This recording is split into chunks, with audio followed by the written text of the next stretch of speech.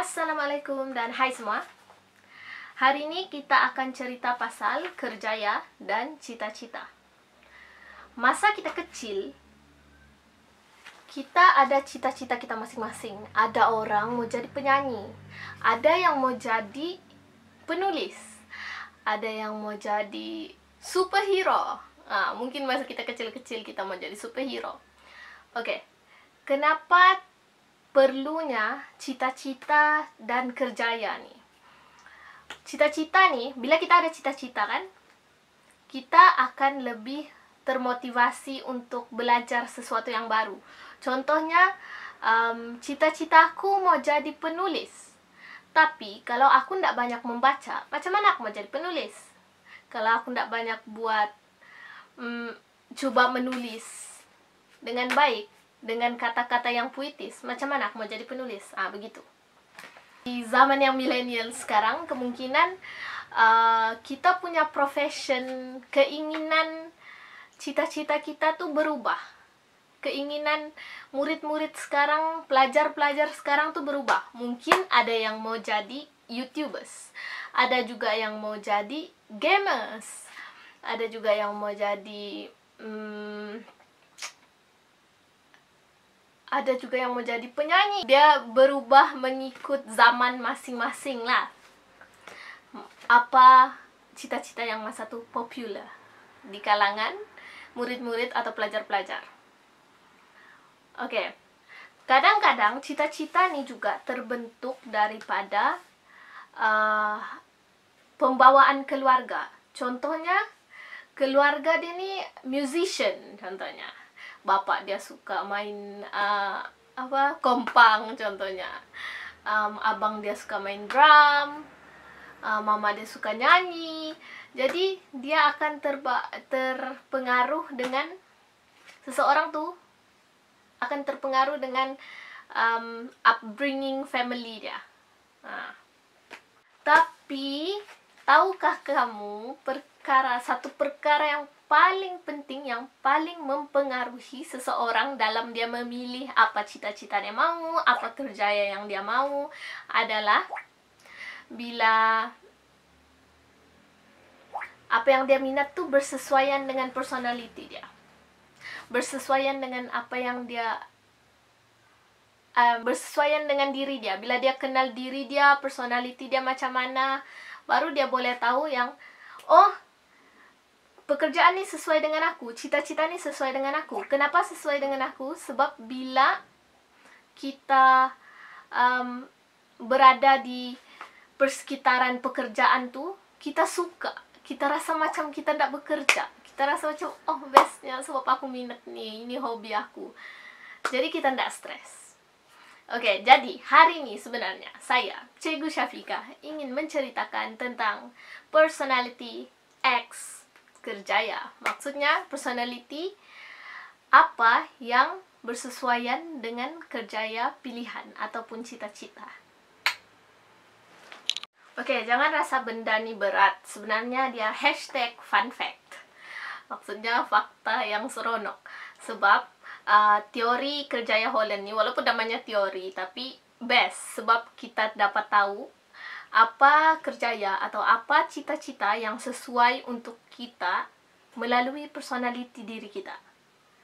Kalau kita tidak kenal diri kita, macam mana kita mau selesa dengan persekitaran kerjaya kita? Bayangkan, kita kerja nih dari umur contohnya 25 lah kan.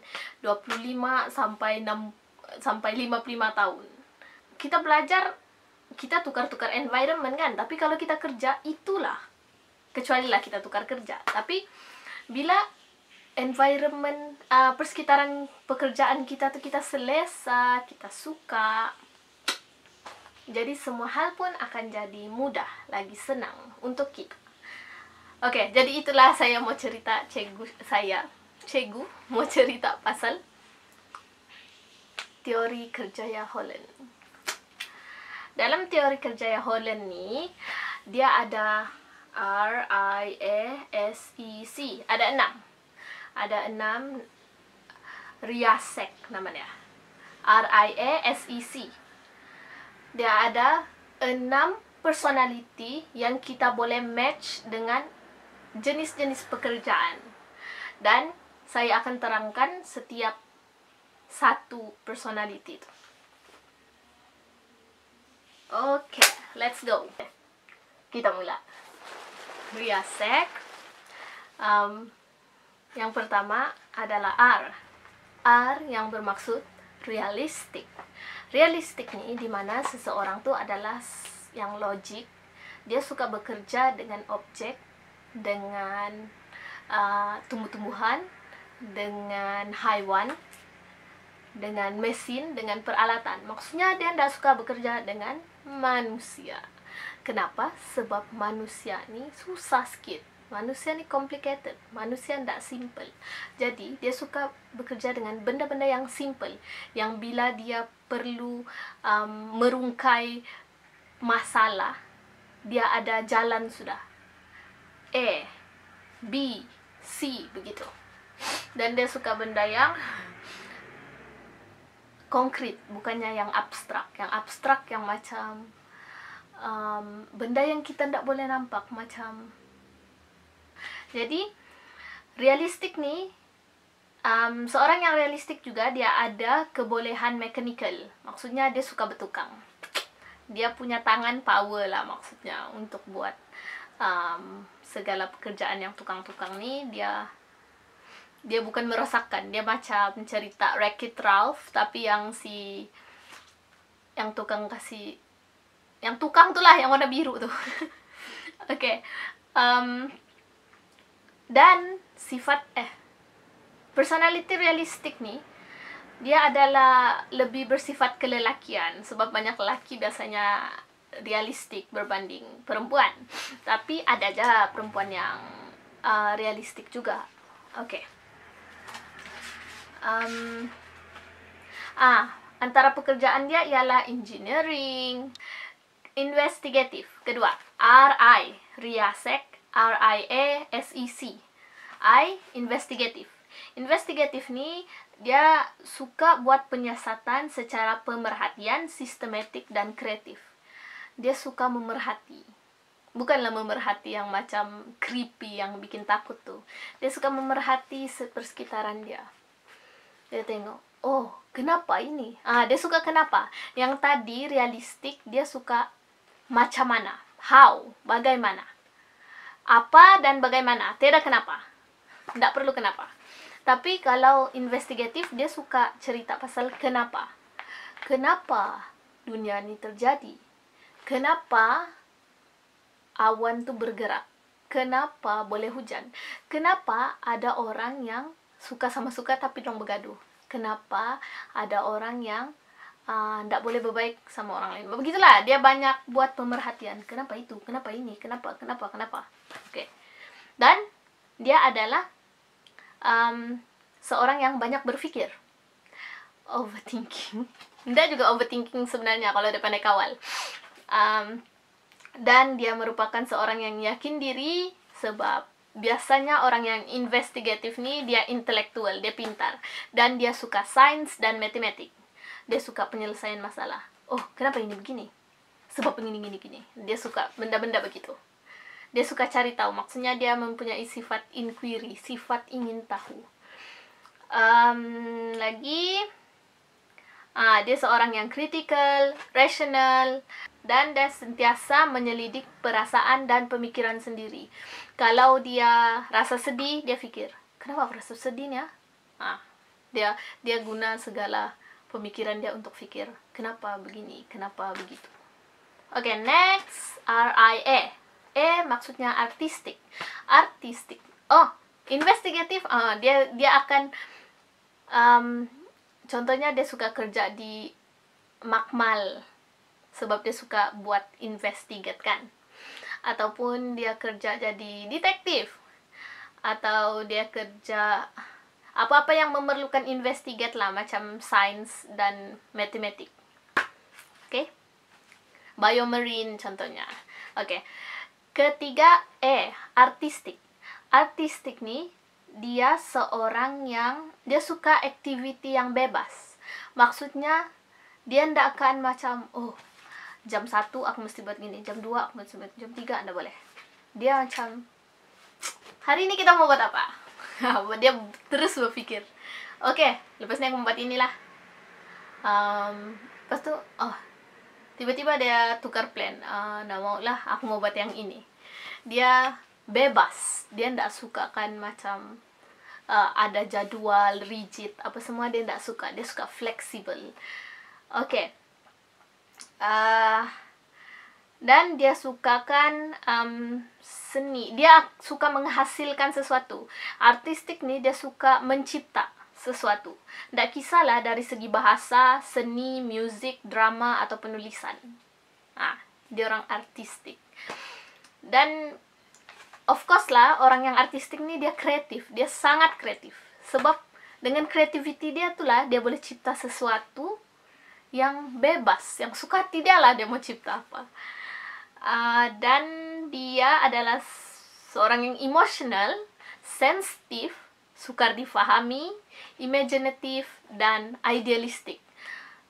Maksudnya dia macam manusia lah, complicated.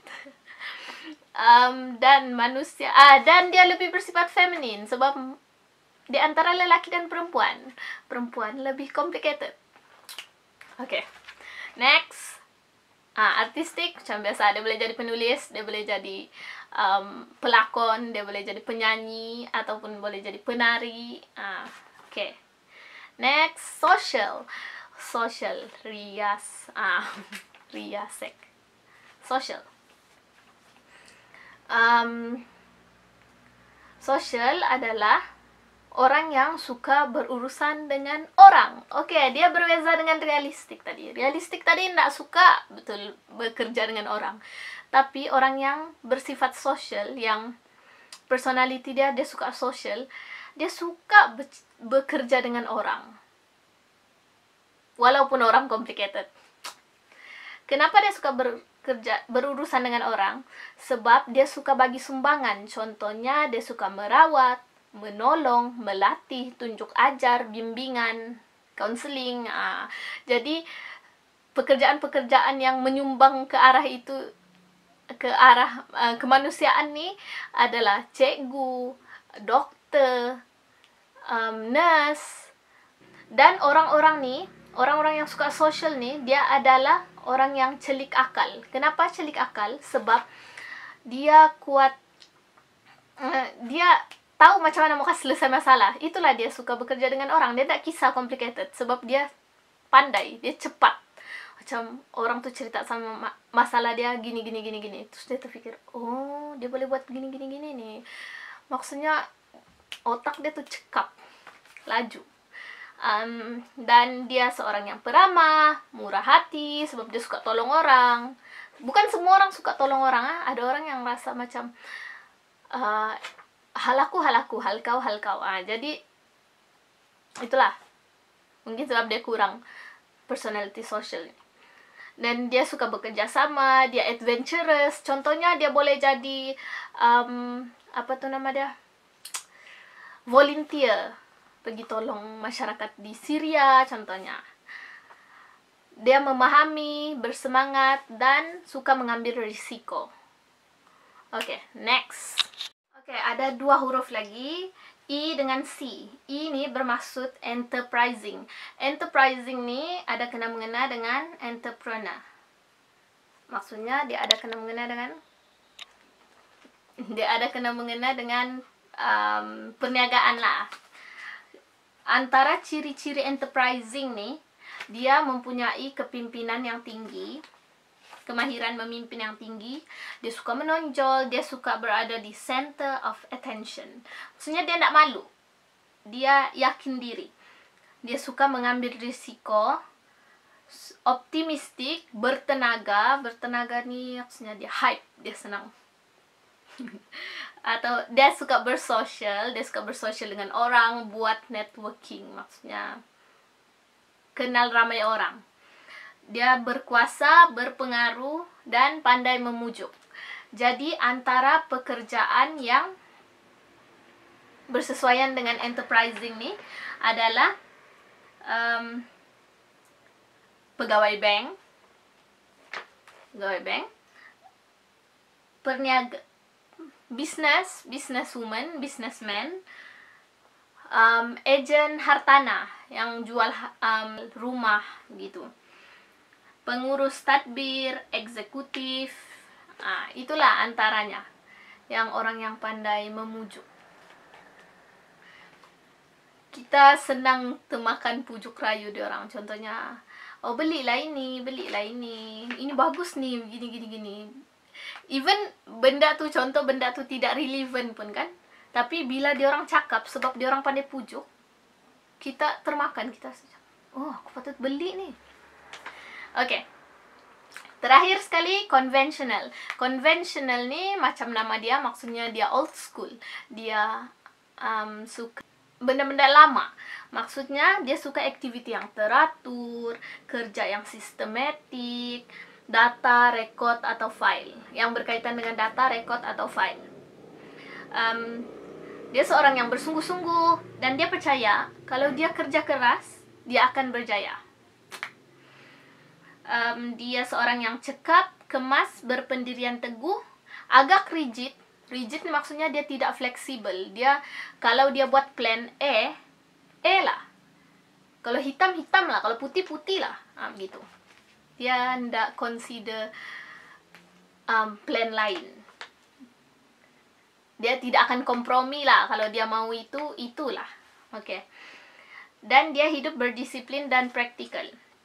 Oke, ciri-ciri ini juga ada kesesuaian kerja. Untuk ciri-ciri ini adalah accountant, setiausaha, kerani, peniaga pun boleh, businessman atau businesswoman pun boleh, sebab hidup dia mesti berdisiplin kan, dan praktikal. Jadi itu adalah ciri-ciri dia juga. Hakim contohnya, dia mesti rigid, dia tidak boleh macam empathy, macam social tadi. Oke, itu adalah antara ciri-ciri personality kerjaya Holland. Dan oh ya, kenapa saya buat video nih? Sebab ini adalah untuk inform murid-murid tahun 6, terutama sekali SK Ladang Sandak, tapi murid tahun 6 sekolah lain pun boleh tengok video nih. Untuk kamu sepatutnya kamu punya program kerjaya yang dilaksanakan oleh guru counseling. Tapi oleh kerana tidak dapat buat program, jadi saya buat video nih untuk terangkan macam mana kita punya personality boleh mempengaruhi kita punya pemilihan kerjaya, dan kenapa dia penting, dan apa ciri-ciri personality yang boleh match dengan kerjaya. Coba kamu pikir sekarang, apa sebenarnya personality yang aku ada? Contohnya daripada yang saya terangkan tadi, realistik, artistik, investigatif, social, enterprising, dan conventional, mana satu yang kamu rasa sesuai dengan diri kamu? Contohnya, cikgu sendiri, I, investigatif, yang pertama sekali. E, artistik, dan S, social. Social tadi, counseling, social. Investigatif maksudnya cikgu suka memerhati. Dan suka tengok sekeliling, kenapa ini terjadi, kenapa dia suka bersifat ingin tahu, curious. E, artistik maksudnya kreatif. Oke. Macam mana Cikgu Syafika nih tahu yang dia nih investigatif, artistik, dan social? Sebab Holland, orang yang buat teori ini, dia ada sediakan satu inventory, satu macam soal selidik untuk kamu jawab, dan kamu tahu ciri-ciri mana yang bersesuaian dengan kamu. Jadi nanti cikgu akan kepilkan, letak link di description box di bawah untuk kamu klik dan kamu ambil ujian tuh. Dia bukan susah, dia ujian ikut diri sendiri. Sukatilah mau tik apa, macam ujian ICAP tuh kan, diri sendiri, ikut diri sendiri, diri masing-masing. Dan bila kamu sudah jawab nanti, kamu tahulah yang mana satu kamu. Tapi kalau kamu mau tahu lagi lanjut, macam kamu boleh screenshot bagi cikgu dan tanya, Cikgu Syafika, kalau saya dapat yang ini, saya boleh jadi apa? Cita-cita apa yang ngam dengan saya? Boleh tanya dengan cikgu. Oke, itu aja untuk kali ini. Thank you semua. Bye.